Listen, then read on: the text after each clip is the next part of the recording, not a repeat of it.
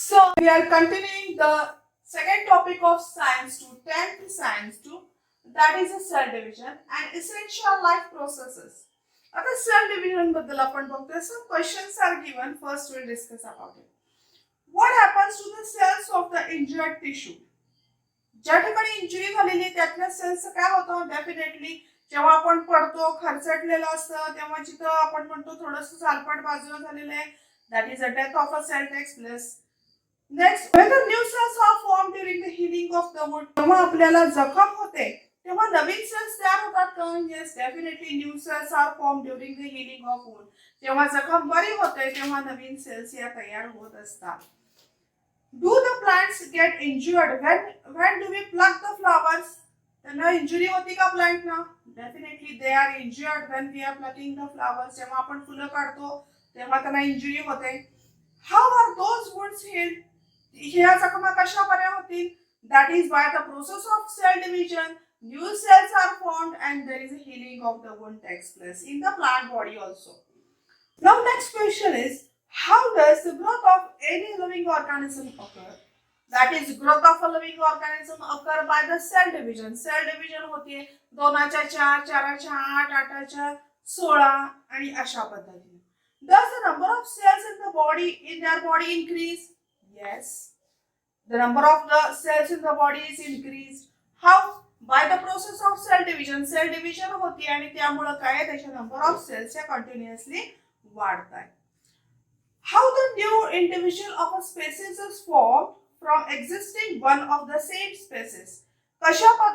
new cells कशा पद्धतीने कोणत्या क्रियेद्वारे होत आहेत? Having the same species change होणार नाहीये.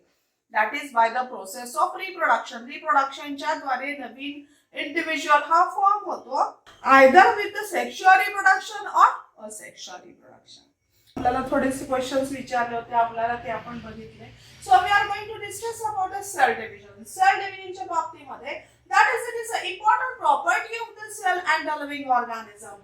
Living organism ची ती एक important property आहे cell division होणं, as well as it is also important property of a cell.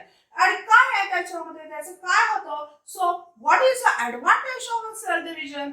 That is it forms a new organism. New organism तयार होतो, as well as आपली ग्रोथ होते. कुठल्याही लिव्हिंग ऑर्गॅनिझमची त्याच्याद्वारे ग्रोथ होत असते. आपण म्हणतो बाळ जन्माला येतं तेव्हा ते छोटंसं असतं, परंतु 15 वर्षाचा मुलगा जोपर्यंत 1 दिवसाचा बाळ आणि 15 वर्षाचा मुलगा ह्यात अंतर आहे. म्हणजेच काय आहे, त्याच्यामध्ये कंटिन्युअस त्याची ग्रोथ झालेली आहे आणि सेल डिव्हिजन झालेली आहे. प्रत्येक गोष्टीमध्ये ग्रोथ झालेली आहे due to the cell division. Emaciation can be restored. Emaciation झीज जी आहे ही झीज भरून निघते सेल डिव्हिजन मुळे. समजा आपण पडलोय, पडल्यावरती काय आपल्याला जखम होते, जखम झाल्यावरती त्या ठिकाणच्या ज्या सेल आहेत त्या सेल मरतात, परंतु काही दिवसांना आपली ती जखम भरून येते. कशामुळे? By the process of cell division takes place. That is emaciation can be restored. झीज भरून येते with the help of cell division. Cell division मुळे काय आहे, the emaciation can be restored. So these are the advantages of a cell division. That is, it forms a new organism, the growth of organism takes place, as well as emaciation can be restored by the cell division. Cell division मुळे या सगळ्या गोष्टी होत असतात. Now there are the two different types of cell division. Cell division मध्ये there are two types are present. First one we can say that mitosis and second one is meiosis. So mitosis, the process of mitosis takes place in somatic cells and stem cells. So बघा cell division दोन प्रकारे होऊ शकतं, mitosis, meiosis. Mitosis takes place in the somatic cells and stem cells. So what is the meaning of somatic cells? Somatic cells, that is all body cells. Body मधल्या either it may be liver असेल, kidney असेल, skin असेल. Other than reproductive organ, आपले जे reproductive organ आहेत त्याच्याशिवाय सगळे जे cells आहेत these are called as somatic cells. हे somatic cells आहेत. मराठीमध्ये त्याला कायिक पेशी असं म्हटलेलं आहे. काया या शब्दाचा अर्थ आहे शरीर. Soma means body. Somatic cells body cells म्हणजे सगळ्या रिप्रोडक्टिव्ह ऑर्गन सोडून सगळे जे आहेत these are called as सगळ्या सेल्स ना सोमॅटिक सेल्स असं म्हटलं जातं. या सोमॅटिक सेल्स मध्ये mitosis takes place as well as it also takes place in stem cells. Now, where is the stem cells are present? We know the stem cells are present in the embryo. आपला embryo जो आहे या एम्ब्रियोच्या आतमध्ये हा सगळा will discuss stem cells ही जी टर्म आहे will discuss in detail in next further पुढच्या काही टॉपिक मध्ये आपल्याला स्टेम सेल्स बद्दल डिटेल अभ्यास आहे आणि हा अंडर रिसर्च हा फार मोठा टॉपिक आहे स्टेम सेल हा. So the mitosis takes place in body cells as well as in stem cells which are present in the embryo. These are also called as embryonic cells as well as these are present in the umbilical cord. Stem cells are present in the umbilical cord and the embryo. त्याच्यामध्ये हे mitosis होतं. On the other hand, the meiosis takes place in the germ cells or it is also called as gametes. Gametes सुद्धा म्हटलं जातं. जे meiosis जे आहे हे जर्म सेल मध्ये होतं. Germ cell that is these are present in the reproductive organs. आपले जे reproductive organs आहेत त्याच्यामध्ये मायोसिसची प्रोसेस आहे. ही मायोसिसची प्रोसेस ही होत असते. आता सेल डिव्हिजन होताना आपल्याला सम कॅरेक्टरिस्टिक्स आपल्याला सांगितलेले. What is the important condition? That is each cell have nucleus and cell organelle. सगळ्यात महत्त्वाचं cell division important characteristic cell division होते म्हणजे ग्रोथ होते. यासाठी काय आहे की त्याच्यामध्ये तो लिव्हिंग ऑर्गन लिव्हिंग असला पाहिजे, सजीव असला पाहिजे. म्हणजे हॅव्हिंग अ न्यूक्लियस त्याच्यामध्ये न्यूक्लियस असणं गरजेचं आहे. सेल ऑर्गनेल्स असणं महत्त्वाचं आहे. So that each cell have nucleus and cell organelle.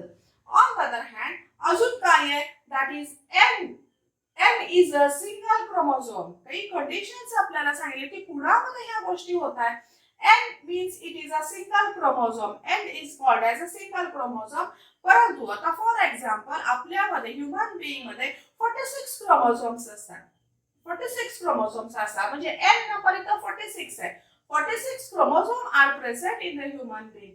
परंतु काय हे सगळे क्रोमोझोम्स कसे असतात? These are in the paired form. Paired form आहे म्हणजे 2n. मग ह्युमन बीइंगचा आपण विचार केला तर 2 is multiplied by 23. ठीक आहे. So these n are paired so it becomes 2n. अशा पद्धतीने सगळे जे क्रोमोझोम्स असतात हे पेअरिंग मध्ये आहेत. दोन आहेत, डबल मध्ये आहेत, पेअरिंग आहेत, 2n फॉर्म मध्ये आहेत. So that before cell division आता जेव्हा सेल डिव्हिजन होणार आहे त्याच्यापूर्वी काय आहे द क्रोमोझोम नंबर डबल्स. हा जो क्रोमोझोम नंबर आहे 2n हा डबल होतो. That is it forms 4n. Now again one question is given. What is the shape of chromosome? That is the shape of chromosome is the X shape and give its name in the figure. या ठिकाणी आपल्याला diagram दिलेली आहे दाखवते screen वरती आणि त्याची जी नावं आहेत नावं त्याच्यावरती तुम्हाला दिसतात. So I'll discuss the first type of cell division that is mitosis.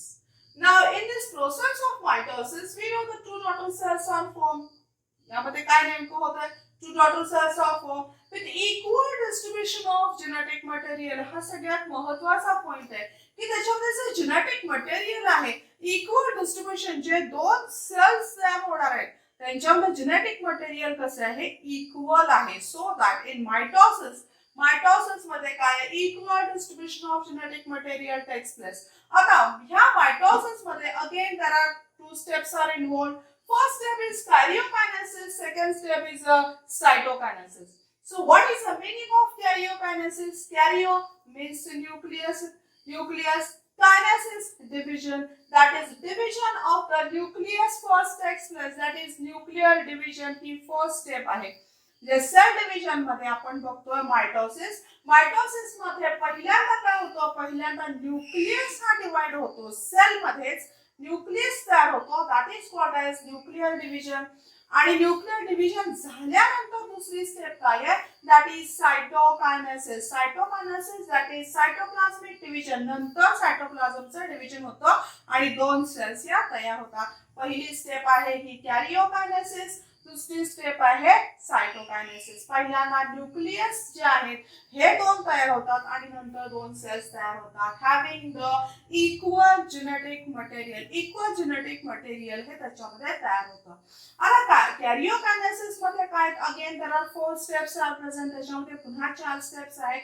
नेमकं काय आहे त्याच्यामध्ये that is changes in nucleus and forms 2 daughter nuclei. त्याच्यामध्ये जो चेंज आहे हा कशामध्ये होतोय, न्यूक्लियस मध्ये चेंज होतोय आणि it forms two daughter nuclei. पहिल्यांदा टू डॉटर न्यूक्लियाय होतात आणि नंतर काय आहे, two different cells are form.